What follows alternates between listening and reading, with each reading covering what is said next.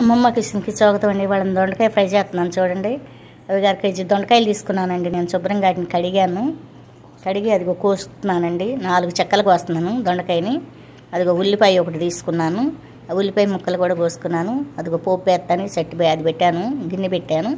దాంట్లో పోపు, మినపప్పు, ఆవాలు, కరివేపాకు, జీలకర్ర, ఎండుమిరపకాయ వేస్తున్నాను. అదిగో పసుపు కూడా వేసానండి. వేసి ఉల్లిపాయ వేసేసాను. అది మగ్గుతూ ఉండగా దొండకాయ ముక్కలు వేసేసాను.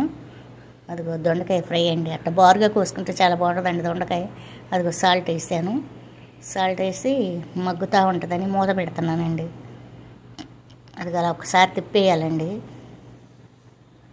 అలా తిప్పేస్తే నూనెలో సిమ్లో పెట్టాలండి. అదిగో సిమ్లో పెట్టి మూత పెట్టేస్తున్నాను.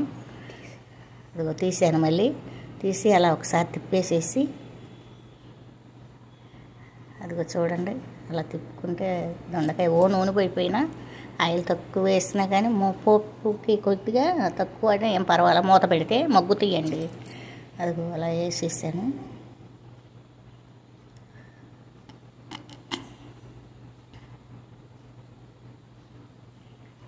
అదిగో అలా చక్కగా ఉడుకుతుంది చూడండి దొండకాయ ఫ్రై.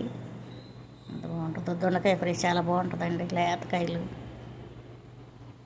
అది ఒక కారం చూడండి, సరిపడా వేసుకోండి. నేను కొంచెం మేము ఎక్కువ తింటాను, కొంచెం ఎక్కువ వేసాను. మీకు తక్కువ వేసుకోండి అండి, మీకు సరిపడా వేసుకోండి. అది ఒక వేసేసా రెడీ అయిపోతుందండి దొండకాయ ఫ్రై.